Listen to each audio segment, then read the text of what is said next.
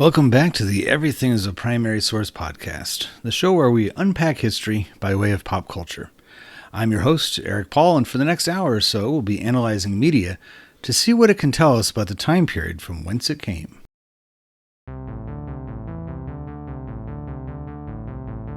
I mentioned last week that when Jeremy of the Bigger Than the Game podcast and I talk, we really do talk.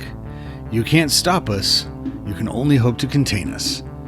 This was absolutely true when we decided to tackle ESPN's SportsCenter, and the result is a two-part episode. If you missed the first half, you don't have to go very far. Just to last week's episode, the Season 3 premiere, and you'll hear it there.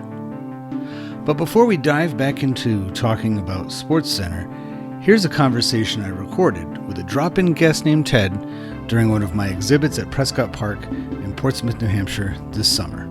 Take a listen.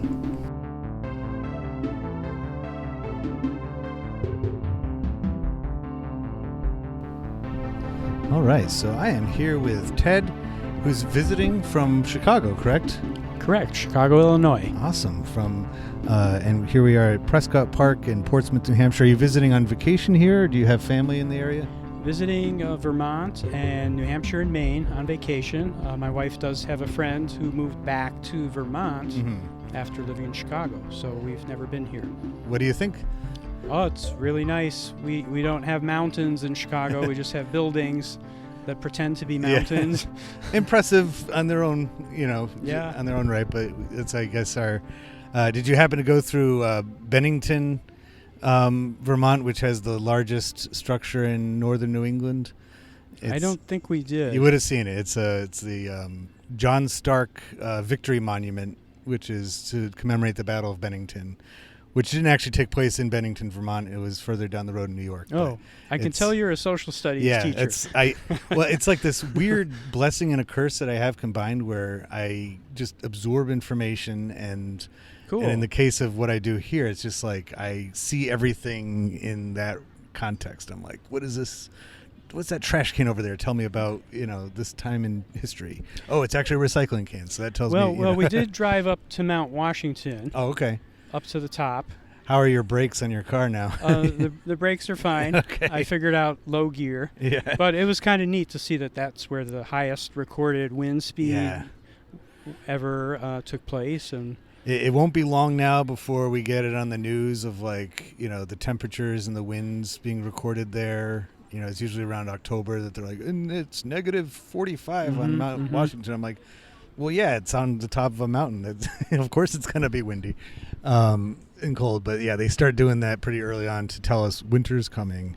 But Chicago is no stranger to winter, bad, True. cold weather and lots of snow. True.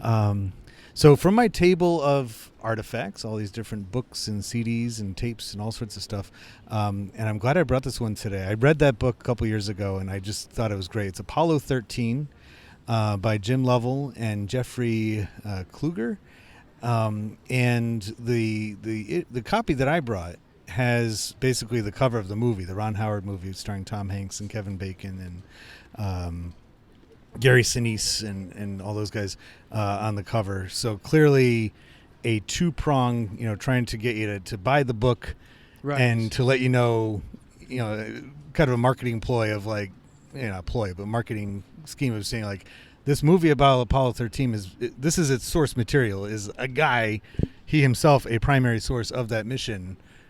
So he's the one that wrote this, so it's based on that. But you got to meet Jim Lovell, is that right? I met him. I can't tell you that I remember many details about it, but it was in the Chicago area at a conference of some sort, and I happened to have the hardcover book in my possession, so I knew he was speaking there. I brought the book with me. I asked him to sign it, and he's got some history in the Chicago area after the space program. I know as when I was a child in the 60s, I was really into the space program. I don't remember Mercury. I kind of came into being during Gemini and Apollo, so I kind of remember the story of Apollo 13, but definitely seeing the movie and reading the book kind of reminded me and reinforced my memories And the question that I chose so I have a form for those of you listening for the first time. I have a template of questions that I ask, and the question that to dissect these, but for these short episodes, we just do one. And the one I chose is, what was the maker's status and role in society? And Jim Lovell and all those guys, and I know he describes in the book about when they were first brought into NASA and, recruited basically out of the different, branches of the military, that they were kind of made fun of by their colleagues of, what are you going to be, a spaceman? Like, what is this? They didn't take it seriously. But definitely by the time Apollo 13 went up, his status, I mean, these guys are like human computers. Like, they're brilliant people. Yeah, they were the rock stars, so to speak. The Mercury astronauts, and I'm quoting from another movie and book, The Right Stuff, but they were immediately looked up upon by people in the U.S. As just these people that were willing to risk their lives with new technology. I think getting on top of what used to be a missile. A person never really sat on top of one and asked to be strapped in and sent into orbit. But I think what you're saying, like, by the time they got through Mercury, Gemini, and Apollo, say 8 through 12, they had a lot of experience. And then here comes Apollo 13. Yeah. And something went wrong. I think, and he touches on this in the book, if I remember right. He was on, I believe, Apollo 8. And maybe even designed the insignia for that of the 8 going, because they just orbited the moon on that one and then came back. I appreciate your reminding me of that. Apollo 8, the actual capsule, is in a museum in Chicago. Oh, okay. And I'm guessing it has something to do with Jim Lovell's connection with the city and living there. And he was a CEO of a corporation, I think. Okay. After the space program. Because when we think of the geography of NASA, we usually think of just Florida and Texas, and that's it. Because of where they launch them, and then where from this story, the famous Houston, we have a problem from Mission Control, and but in reality, that entire program recruited and needed the entire country behind it. Thousands of people, minds. From MIT and from, University of Chicago, I'm sure, and Northwestern, I'm sure, was, contributing in some way or another to it. So it's like the actual mission itself, not even the book, but the mission is so much like a product of where the country was technologically, scientifically. All the advanced minds were on this program. And so I feel like I if you don't mind just popping that book open and seeing when the publication date of the book itself. Yeah, sure. I can check that. I know that one would come out with the movie, but I wonder what the original publication was. Yeah, this one is 1994. Yeah, that would be for the movie. Copyright 1994. Just first pocketbooks printing July 1995. Oh, okay. So we're coming on 30 years for the movie and the book. And does that check out about around the time that you saw him in person? That probably sounds about right. Okay. Yeah. But I think you're right. The astronauts, when they selected the astronauts, not only were they the top pilots and top reputations in the military, but they were engineers. They were smart people. Yeah. They knew science. Other than weeding out women, which weren't allowed in the program at that time, you're right. These were the top people in science and technology, and they knew about flight, and they were selected, and they came through, especially in Apollo 13 in an emergency situation. And that, I think, brings up a good reason to talk about here. And I just want to bring up that the movie Hidden Figures came out a couple years ago and shed light on people who, women, African-American women who were very part of the program out of Virginia but didn't get the recognition till later.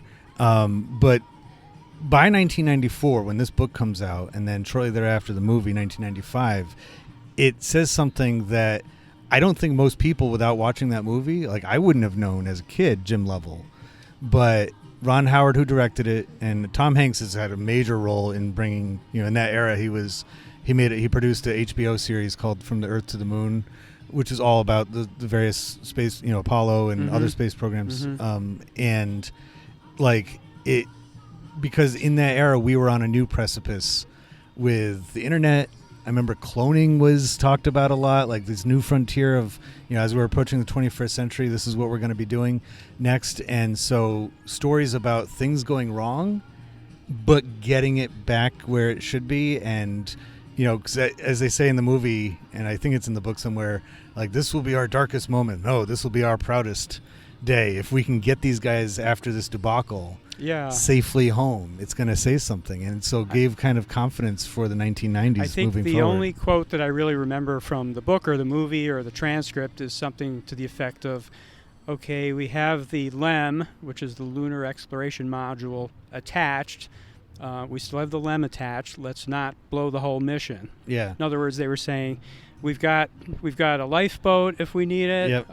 We've got systems that are still running on one of the two vehicles at least, and we have all of our brains and all the engineers and all the guys back home, right? Working it's a great on this story. Because when you see the images of all the guys working on it, it's like, dazzling to think that they were all the reason why they were able to do that. I know you got to go check on the car. I hope you enjoy the show tonight. Thank you. Thanks for stopping by for podcast karaoke. And thanks. I hope a lot of people listen. Yeah. I hope a lot more people listen, and I hope it'll absolutely pan out into some of the other museums, especially where we are in the Midwest. Spread the word. Thank you. That was a great TED Talk.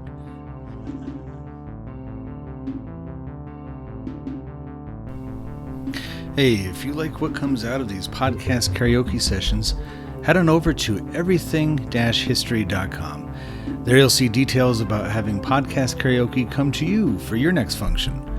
These can be done in person, like today's, or virtually. Everythinghistory.com is the online hub for this podcast, too. It's there you'll find links to my Substack, Instagram, and other social media. That's everythinghistory.com, everything-history.com.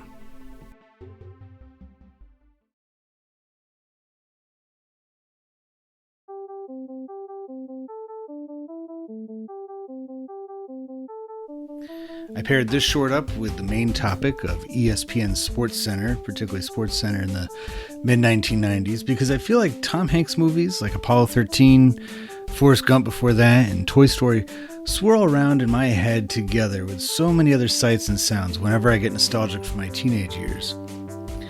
Unlike the opening days of ESPN in the late 1970s and early 80s, by the mid-1990s, the network and show, and cable TV in general, had a lot to compete with. But as we see was so often the case in that era, the mid-1990s, the attitude in a lot of media was, if you can't beat them, make them mash together with you. Books were reprinted with movie covers, animated movies were made into home video games, Hootie and the Blowfish were making music videos as if it was an episode of SportsCenter, and the list goes on. Anyhow, I'd like to welcome you back to the big show.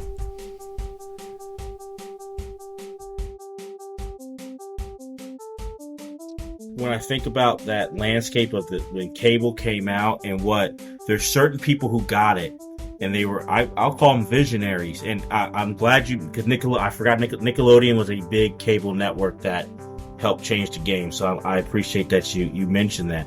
But you look at like the people who ran Nickelodeon, you look at Ted Turner, Vince McMahon with pro wrestling back then. He saw cable. That's his time to go global. That was a big thing. Yeah.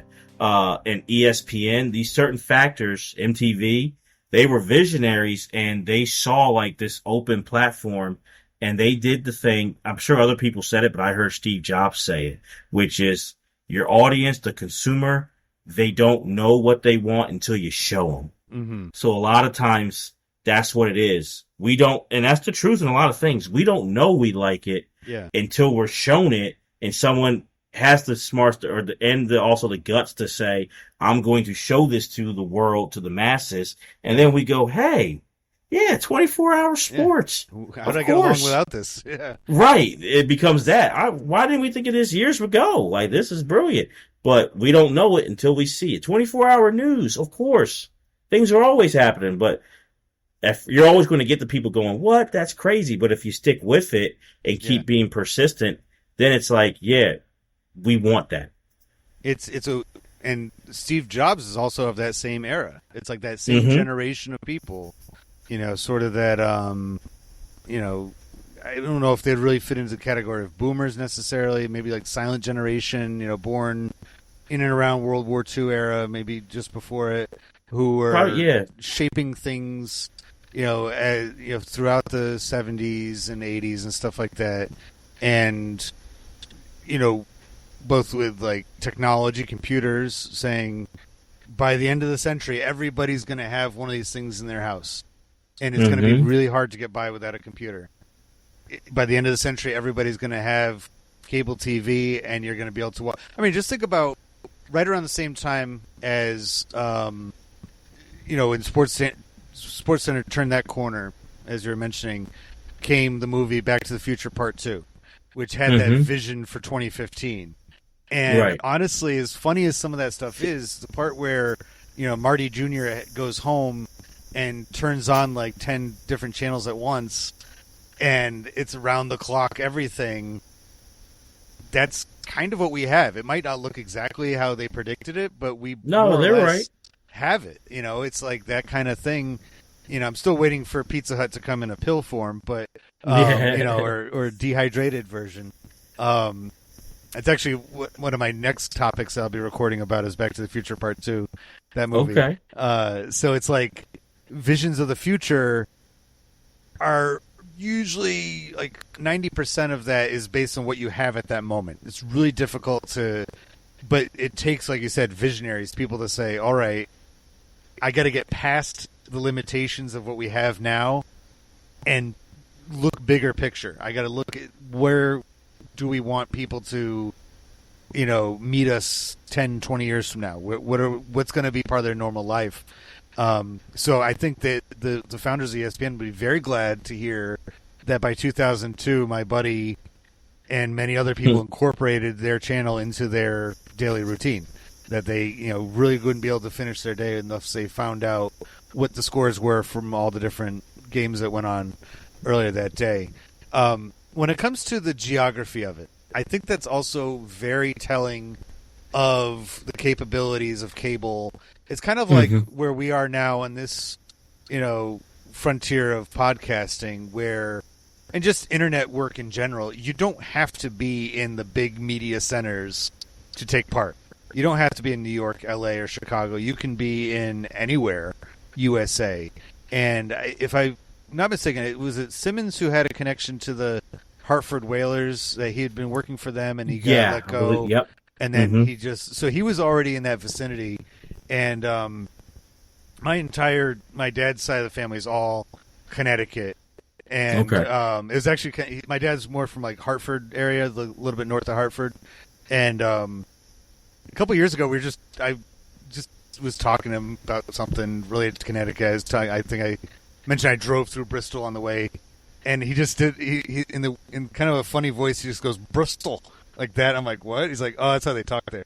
I'm like, I would know a Connecticut. Like he knew. Obviously, he knew the different Connecticut vocabulary and the accents and stuff. Accents. I'm like, okay, I guess I'll take your word for it that people in Bristol talk like that.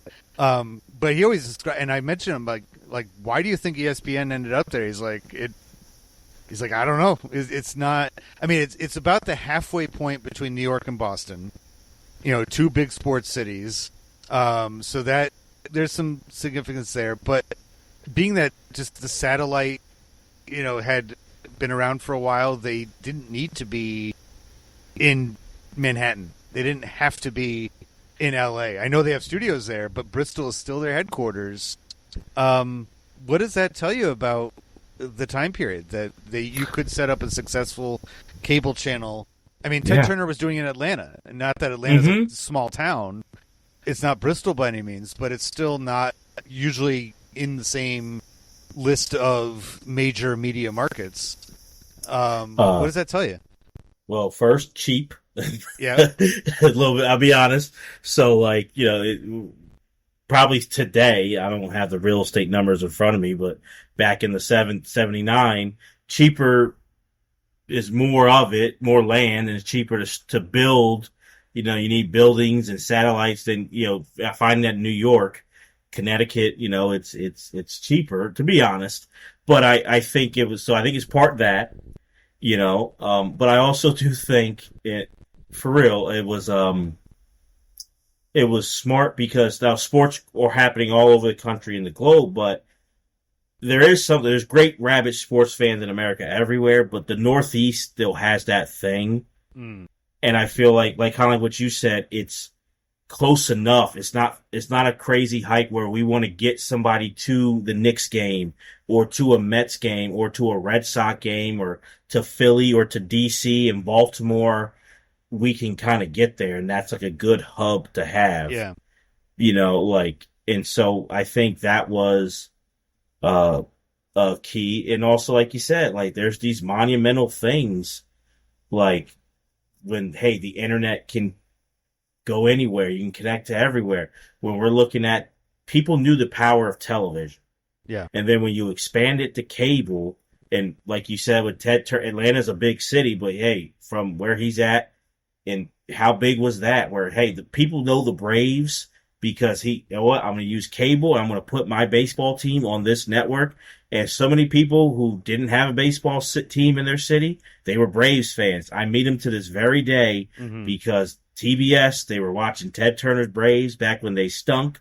All they had was Dale Murphy, and that was it. But they were watching the Braves. So it was those who kind of sat there and went, okay. And I believe the guys at ESPN were like, where can we set this up? And yeah, if we can get our people on the field out to where we need to get, like in the Northeast, and we can kind of grow it from there, Bristol, Connecticut, and also less distractions. Yeah. So you can get people to stay at work more. They're not tempted by the nightlife.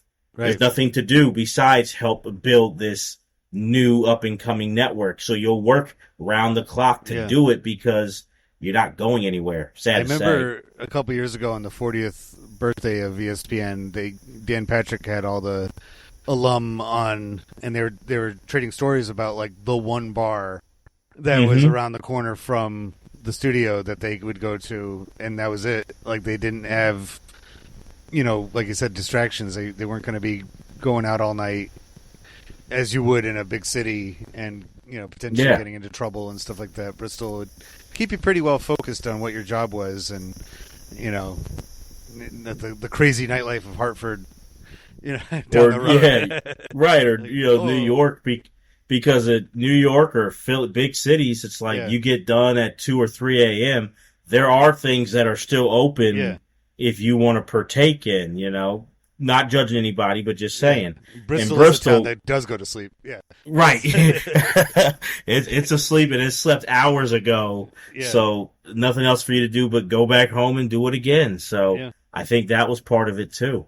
I wonder if it gave any kind of, not incentive, but just like motivation from other organizations, whether it be broadcast television or just anybody else, saying, well, yeah, we don't need to be in these places. We can just do it from here. We don't have to, because the next revolution that came after cable was the internet, and similar time period.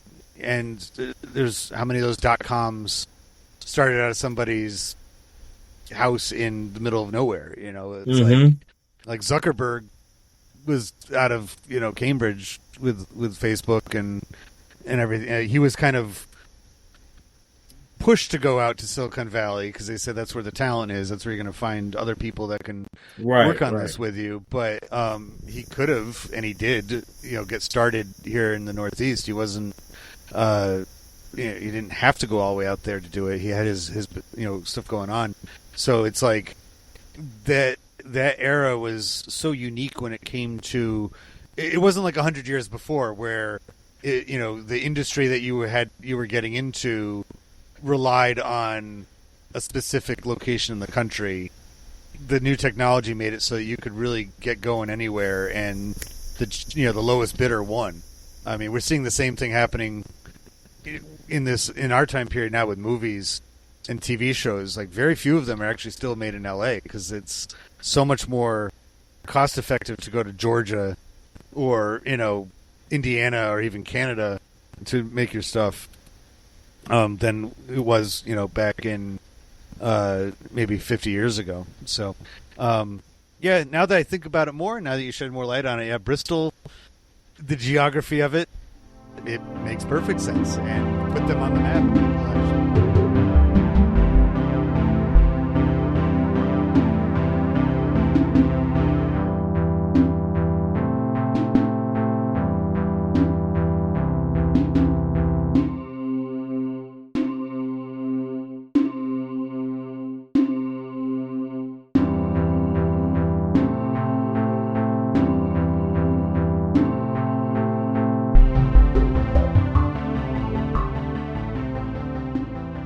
Is there anything else that we haven't quite covered when it came to the behaviors and ideas that are conveyed by way of SportsCenter? I mean, let's maybe talk about just like, where do sports fall in the priorities in people's lives? And definitely ESPN would put it saying this should be a high priority of yours. Yeah. I think the behaviors that it kind of showed was like, I mean, I'm not saying people didn't feel this before ESPN, like that. It's one of those big connectors with people. Honestly, I think for people, definitely guys, but I think men and women, if you're meeting someone new for the first time, one of those go-to icebreakers that you try to go to is like, you a sports fan? Yeah. I always hear, hey, this is my name. What do you do for a living? And one of the things that I know I come up with, like, oh, do you like sport? Do you like this? Did you watch the game? Like, people just kind of say it.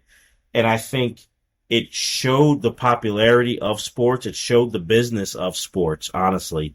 Like, it's big business. And I think even with the pros, it was growing. But I think ESPN, SportsCenter kind of helped to show pro sports and college sports, in a way, magnified the big business and magnified, like, like we see now all the time, even today, these streaming platforms bidding for rights for shows and bidding for content, sport content, live things. A big part of that, to me, was coming from that impact of ESPN and SportsCenter, and people wanting to be on SportsCenter, and people, hey, athletes getting more money, networks getting more money. All these things kind of happened. The 80s was a boom for money, and, Wall Street, and, the Gordon Gekko, greed is good. Yeah. So I think that's kind of what it conveyed. We also started seeing on a national level, people talk about player contracts, coaches contracts. That's getting discussed on SportsCenter. So-and-so signed this new deal for how much money? That's becoming, instead of localized, now nationally, that's a conversation. I remember, this is in the early 2000s, but when A-Rod, everyone will remember the $252 million contract A-Rod signed. And we all heard that on where? The 6 o'clock Sports Center. He signed with the Rangers. He's getting that much. And now players are making more than that. But at the time, it was like, can you believe a baseball player signed a $252 million contract?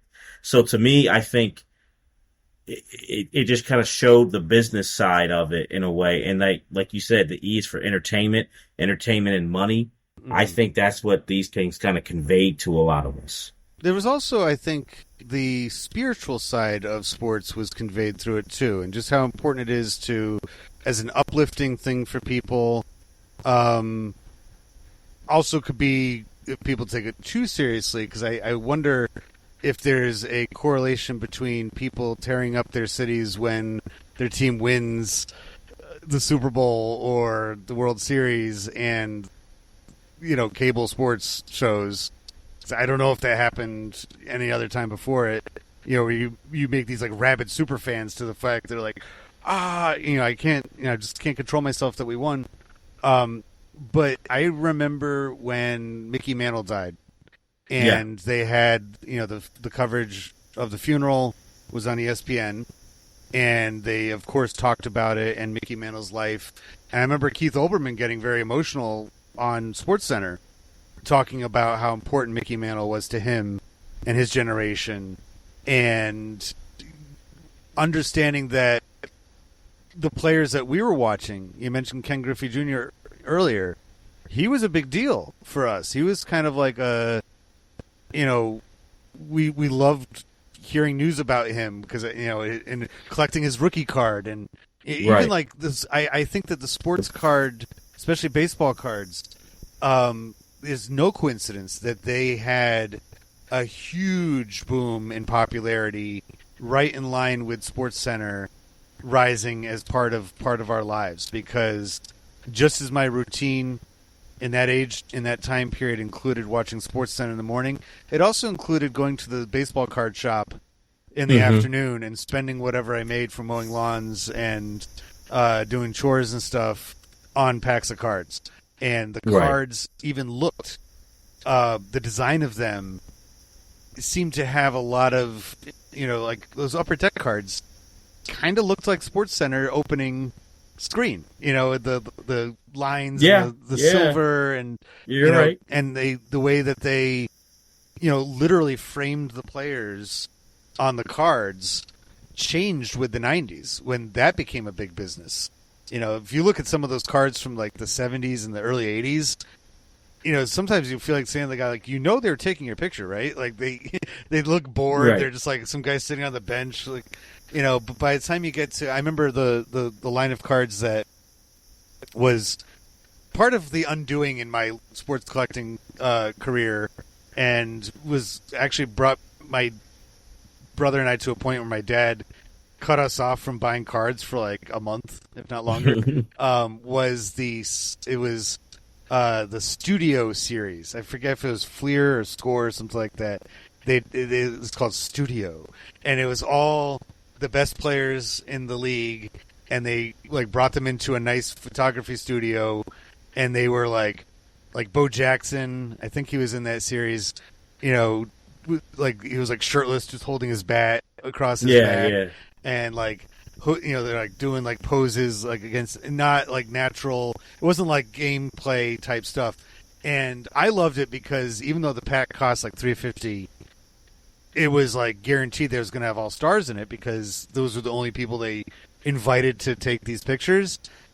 But then I'm like, oh wait, like I should have thought about, like, they're not going to be worth anything because they're all good. It's not like 87 tops when you have 900 cards and a bunch of guys that don't even play very much have their card. When you find the Mark McGwire rookie in there, that's a big deal because it's like, it's the supply and demand, but it was like that same era of that culture that ESPN was so part of creating. Of sports are important. You learn a lot of great life lessons from it. You can revolve your entire life around them. Following the stats, following the individual players. You don't even have to be in the city that they play in or near the city they play in.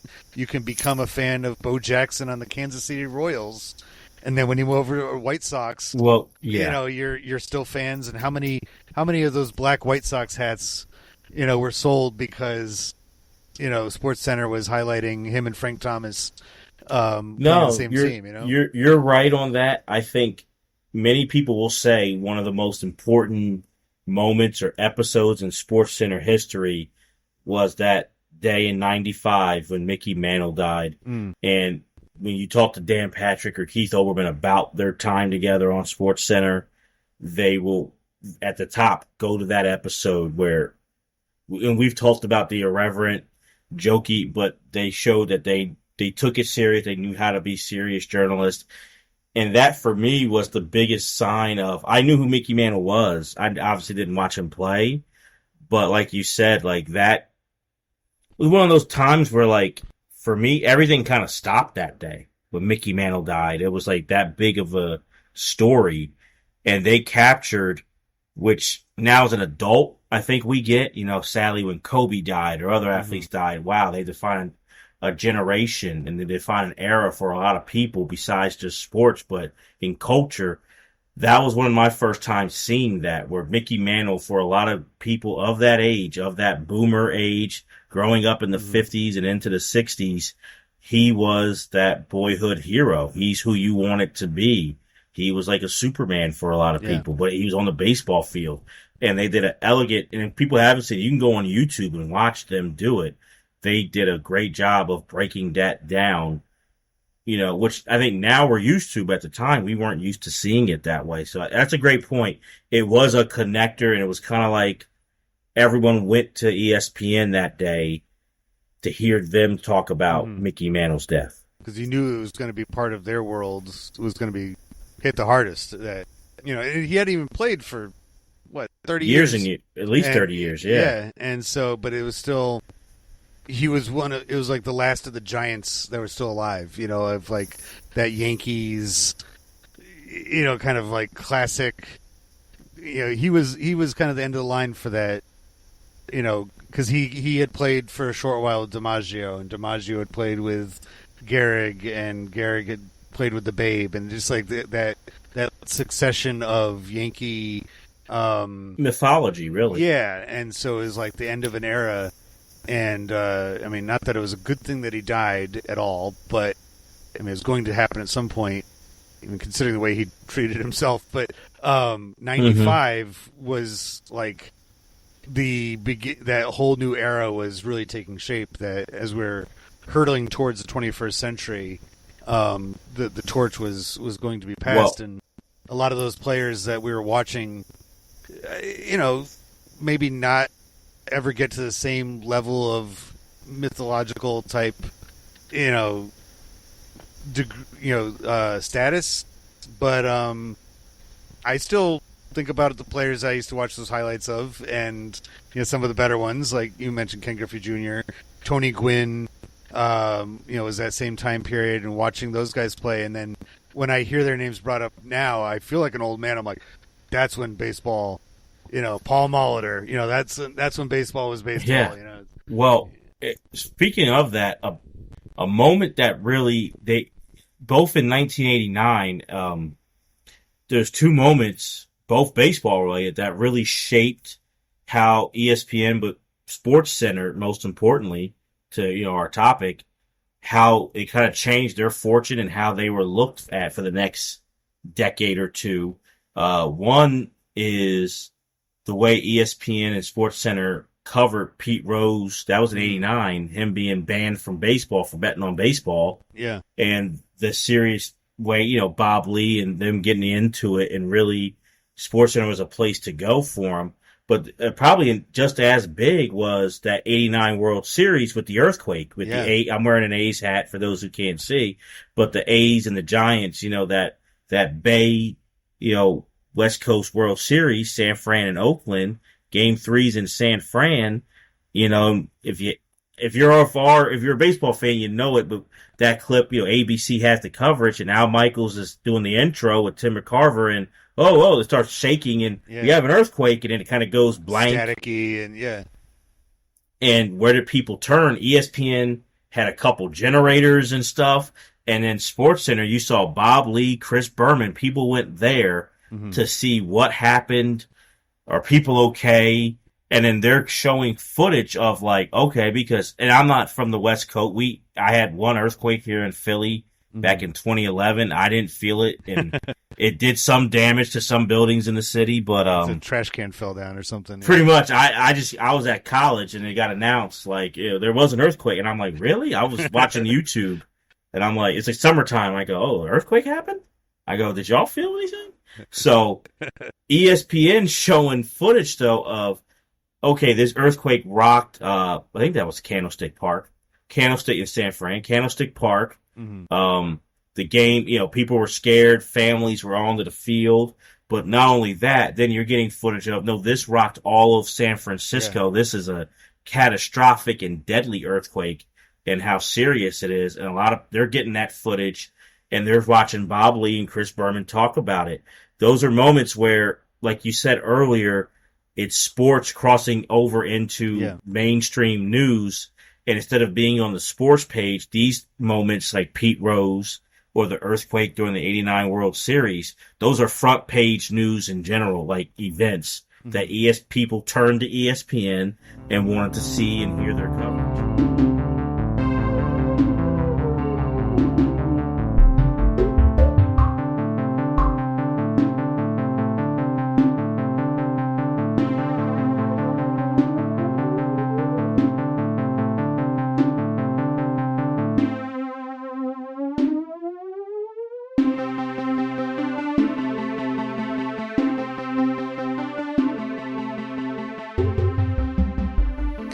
I remember watching that game, live when all that happened, and I remember the regular news coverage was terrifying because watching all the highways collapsing and cars going off them and the bridge and everything like that. It was like so hard to really fathom, and it's because it was a sports. The World Series was happening.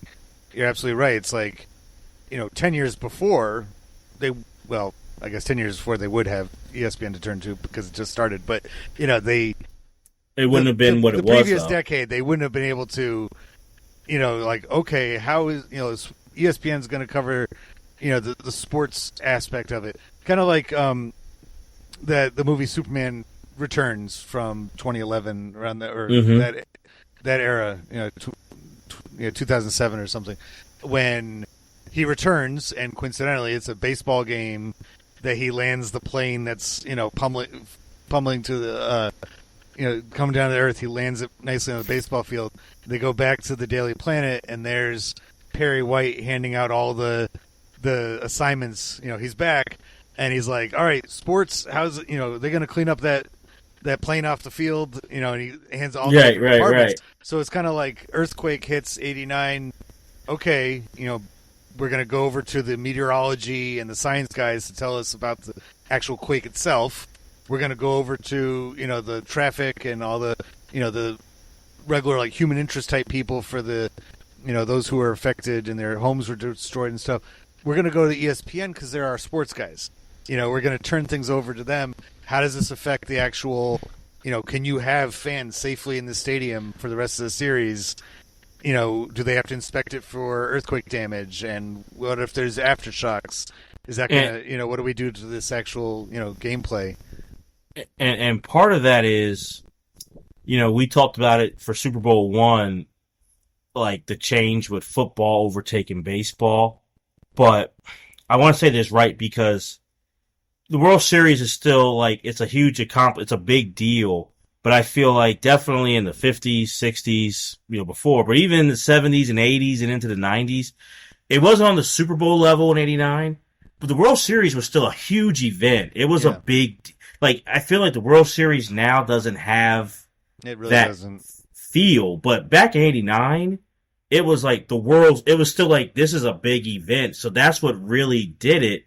And I think younger people now they would get an earthquake in the world. They would understand, but they wouldn't get that's why that was a big deal because the World Series was still like that thing where everyone's watching the World Series. It's a big event. It's on prime time now. We're going to watch it. And so that's why it's like, wow, this thing interrupted the world. We haven't had delays in the World Series before. This earthquake is big enough where not only are we canceling this game, but now there's a delay in between games for this series, and who knows when we're going to be playing baseball again. That was a huge deal. Right. And we wouldn't really see anything like that again until September 11th. Right. Where once again, and the whole time around that was a blur still to this day for me, but I can be sure that ESPN was covering, with good tact, I'm sure, how does this affect the sports world? Because the NFL season was supposed to start that Sunday. It had to be pushed back, and then I can tell you how that won. November is when they wrapped it up. Yeah, that's a big deal for September 11th. Trey Wingo, a former anchor, he has a podcast, and he had Bob Lee on, and that day, ESPN is owned at this point by ABC. And they still are owned by Disney, ABC, and all that. Mm-hmm. So it was spliced with ABC News footage, but it's Bob Lee in the anchor chair. Trey Wingo coming on too, but they call Bob Lee the general. So Bob Lee is there, and he's talking about what's ABC News' coverage and talking about obvious delays in the sports world, and we've never had anything like that. And this must have been in 21 or 22 when Bob Lee came on Trey Wingo's podcast. But they say every September 11th, they think about each other and they reach out to each other because obviously we know for the country, for the world, for a lot of us, it's a day we'll never forget. But for them, you're in the world of sports, you're not thinking you're going to be all day covering an attack on America like that. Yeah. So just to bring that was also another huge moment in ESPN, but SportsCenter's history was Bob Lee anchoring that. And it what do you kind do? of fits into what we were saying before about ESPN and SportsCenter specifically had such a huge part of putting sports at the top of so many of our lists, in our day-to-day lives and in what we consider in our identity, like what we, talk about as ourselves as sports fans. And of course, September 11th had everybody in the country kind of reflect and reanalyze their priorities in a way. Mm-hmm. But almost instantly, and I remember the entire entertainment world, this was the question of, like, when can we go back to, if it's a comedy show, when can we go back to joking? When can we go back to, like the healing process and stuff? And I think sports, and again with the pandemic, it happened the same way. We needed to get sports first because we know what a uniting force sports can be. Even if you're not even fans of the same team, just the whole spectator aspect of sports, following sports, being interested in it, it is uniting. It helps us get through so many things. And so when comparing the 89 earthquake that during right before a baseball game started, and then 9/11, which is a Tuesday morning, so it wasn't, but it was still going to impact. Sports were turned to as, this is going to get us back on track. We're going to be able to push through this because we can all be distracted with sports, all focus on sports, and the reason that we're able to do that and that we want to care about them is because of SportsCenter, is because of our, almost round the clock regular updates of telling us and treating us as, an audience that they care about, that we want to know what's going on in the world of sports. It absolutely. And you're right, Eric, where they were out before. So you look at whether it's pro sports or college sports, like, USC Notre Dame rivalry, Michigan Ohio State rivalry. That was a rivalry before 79 and ESPN, right? Like, that's been 100 years, that rivalry. But really, unless you were in, say for Michigan and Ohio State, unless you were in Columbus or Ann Arbor, if you're like us, you got it when ABC showed that, that Saturday right after Thanksgiving or right before Thanksgiving. I think it's after Thanksgiving. Michigan, Ohio State, ABC shows that game. That's your tap into that rivalry until next year. You know what I mean? Yeah. Like, you're not getting it. Like, you get it that 1 week, unless you live in those towns. What ESPN does, you're feeling these rivalries and these fandoms 24/7 all year round. So you're getting to understand what these rivalries and fan bases mean, whether it's pro or college. You're getting to understand it more, and you're feeling like, hey, you can touch it, you can see it, you can almost feel it, then besides just, hey, I'll see it next November. Or if ABC has the game of the week, that's when I'll, hearing like, probably your dad, and I know hearing my dad say it, what they got was that game of the week, and that was it. Like, and then they just took that and let their imaginations flow and tried to emulate what they saw. But and if it wasn't local, they weren't getting out there unless they got the game of the week coverage.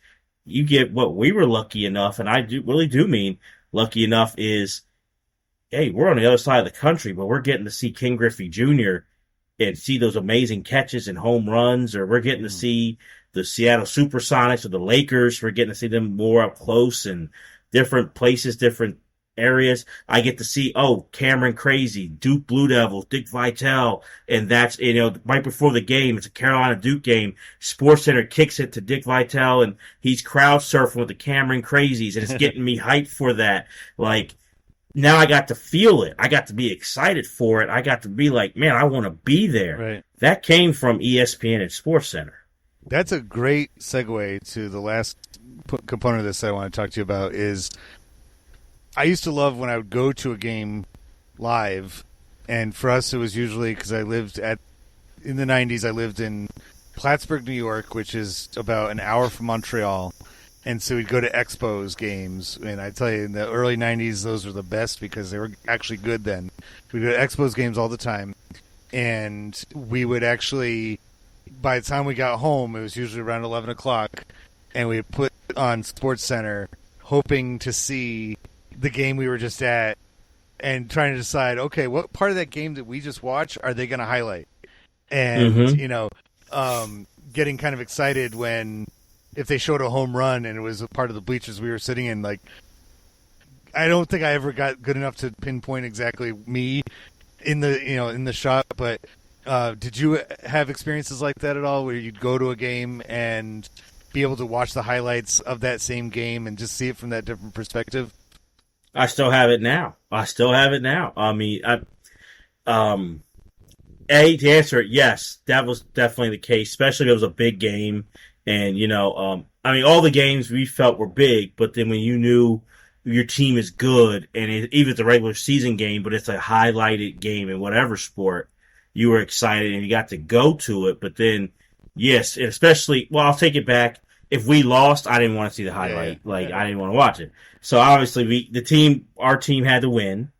But then, you wanted to replay it, because then you also got mad if you felt like they didn't give the game enough attention. You were like, what?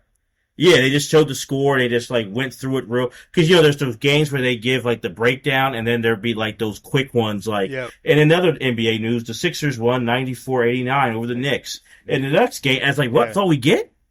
That's all we get? That's it? So it was to see, because we all wanted to felt like our fan base, our teams were disrespected. They don't like our city. They don't like our team, So absolutely, always went home and wanted to. I mean, when the Eagles won the Super Bowl, now it's crazy.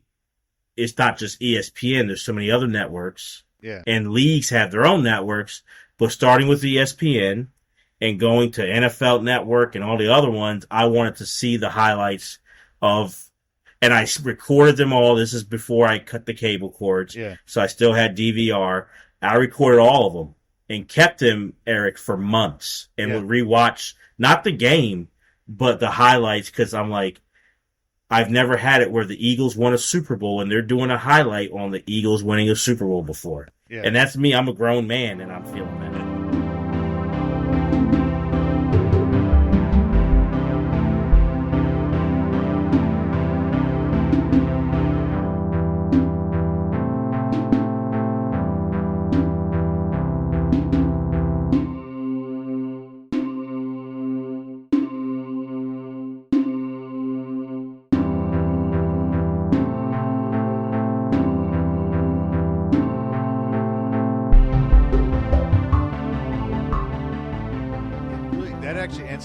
Question that I don't always include in these breakdowns, and that is it prescriptive or descriptive? And as sports reporters, they always have to describe all the games, but when they shorten or lengthen the highlight reel or include it into the plays of the week or the top 10 of the day or whatever, that's being very prescriptive. They want the audience to feel a certain way about that game or a player or what have you. And I think that wraps things up nicely for us, because it really says something about that era of SportsCenter, and that is of the 1990s, as being part of this greater mosaic of every interest that you might have gets that kind of treatment. And it really demonstrates, I think, it's a great document. Maybe more people recorded things, and that would be a wonderful primary source to have on hand. And you can find them on YouTube, which is kind of funny. If you type in a particular month and year and write SportsCenter, you can get old episodes. And it's this is a great way to do a look in at that time and place. If you want to see how people dressed and talked, absolutely, and what was, the references they made, because a lot of those things that they would say in the highlights would be pop culture of the time period. You know, they would reference things outside of sports. And so it makes it for a really great breakdown. And I couldn't have asked for anybody better than yourself to do this with me. For episode number 1 of season 3 and about this particular topic. No, thank you. And I'm so glad, man. This was so much fun. And I'm so glad I did this with you. Because, you know, you're my man and we get down, we think alike on like love and history and what connecting the past to the present and what it means for the present, but also for the future. One thing I want to say is not only am I glad to do this with you, this topic means a lot because I don't know if you're like this, Eric, but a lot of times I'll sit there and think about like what would be a good idea for a movie or a documentary. And for me, for my documentary list, this topic is near the top of it because 90s SportsCenter, we explain what it meant to the culture and what it means to a generation of people. Absolutely. But for people who don't know and listening to your show, I say Rich Eisen, Dan Patrick, who hosts huge national sports shows, crossover in the pop culture as well. Mm-hmm. I mentioned Robin Roberts, who's on Good Morning America. How many people know her? You look at Keith Olbermann, and whether you agree with his politics or not, that's your thing, but he became bigger than sports and was a big known name in cable TV for a while. It still is known. You look at from Bob Lee. You look at, like I said, Craig Kilborn, and he had his own late night show. You know, we see what Mike Tirico is doing now, and Chris Fowler, and you mentioned Steve Levy and Linda Cohn. All these huge names. And in this era, the late great Stuart Scott, in this era, they all were in Bristol at the same time working on this sports show that for us was huge, but for them, they didn't know how big it was and how many people they were reaching, mainly because, and this is what I think is really fascinating, the network wanted to stifle them. They did not want any of their anchors being bigger than the network. So they had Chris Berman as a star, and they said, and this is a direct quote, we don't want another Berman. So they purposely tried to kind of squash talent from getting too big and too big for their britches. And a lot of times their efforts to squash it bit them in the butt, and talent got creative and they got bigger. Yeah. But a lot of those guys did not know how big the ratings were because the network didn't want to tell them because they were afraid they'd ask for more money and all these things. And I'm very curious to see what they would think. Did that help them? I mean, no one wants to work in a not the best work environment, but did that competition or did their bosses trying to squash their creativity, did they thrive because of it? Or if they would have had a more supportive atmosphere, it would have been better, but would they have reached their peaks as creatively if they didn't have that kind of like squashing by their executives? Yeah. I don't know if I'm saying it right, but I always am very curious about that. It is, and I think it's worthy of, and if anything, that the movie Air that came out earlier this year proves that you can make a great biopic about a lot more topics than just musicians nowadays. You know, for a while it was just like Ray Charles, Johnny Cash, and NWA. Right. And now it's like, well, we can even broaden it to the origins of a sneaker. You know, it's like, I think ESPN, SportsCenter, I would watch it. I think that'd be a great movie. You know, I love behind the scenes type, inside entertainment type stories. I think that'd be a fantastic biopic topic. So, absolutely, and it's such a huge part. And these are names now that they've all, I think, all of them now have left ESPN. And Robin Roberts is known, she's a household name from people who don't care about sports. They don't like sports. And I don't know how you feel. I get a glow every time I see Robin Roberts or I see these other people. Yeah. And I'm like, I remember when they were on SportsCenter. It's not quite the same as like be like, well, I knew them before they were famous. It was like, it's like they were ours first. Like they were like, exactly. They spoke to us before they spoke to all of you. Like I was the one watching them at 6:30 in the morning, before I got on the school bus. You weren't Right. I know them better than than you do, kind of thing. I know exactly Yeah. what you mean. So on the horizon soon for those of you listening, Bigger Than the Game podcast. We've been working with each other for the better part of half a year now, and you and I did an episode for your show a little while ago about sports movies. Coming up soon, we're going to be doing one about sports video games. Yes. And actually, one of my all-time favorite games, I'll give it away now, is ESPN 2K5 football. Okay. I know exactly what you're talking about. I played that game when I worked at a rec center years ago, and I was like, it was like what Madden became later on. They were already ahead of it, and it was just, I'll go on when we do that episode, but I was like, ESPN, when it entered for a very short time the sports video game world, actually did a pretty good job. I think, it was almost reflective of how they entered into the cable market and dominated there. So I'm looking forward to doing that with you soon. How can people find you on social media and everywhere else? So you can find us on social media on Instagram and Twitter at Bigger Game Pod. That's at Bigger Game Pod. You can listen to our show anywhere that you listen to podcasts, Apple, Spotify, Google Podcasts, and we also have a YouTube channel. So, and I say this, one of our most popular episodes of 2023, and I'm dead serious, is the top sports movies I did with Eric. And so if you want to listen to that episode, you can listen, like I said, Apple, Spotify, Google. If you want to watch it, we have a YouTube channel, Bigger Than the Game, with Jeremy and Jose, so you can watch it. But that is one of the most popular episodes, man, that's very flattering. This year. So, and I'm dead honest. So, and that was a fun one to do. So, so much fun. We can't wait to have you on again. And, I'm curious because I think we're really, all three of us, Jose is under the weather. He couldn't make it on here tonight, but, I think we're going to have different answers. I think that's going to be fun. Like naturally, I think we're going to have different answers than each other. So I'm really curious it's all to do it. But it's going to be a great time, and I look forward to doing that.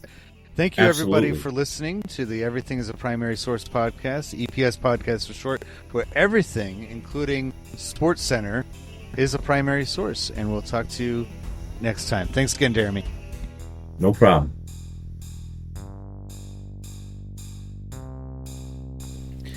It's always fun talking with Jeremy, and I encourage you to check out his and his pal Jose's podcast, Bigger Than the Game, wherever you get your podcasts. Next week's episode is going to be a lot of fun. Charles in Charge is the topic, and the analysis of what it can tell us about the mid-1980s will be done with my guests Amy and Jay of the Sitcom Study podcast. Until then, don't forget to find and follow me on social media, including YouTube and especially Instagram. Subscribe to my Substack and become a patron on Patreon and to get exclusive content. You can do all of that by visiting everythinghistory.com. That's everything-history.com. I look forward to having you join us again next time for the EPS podcast, where everything is a primary source.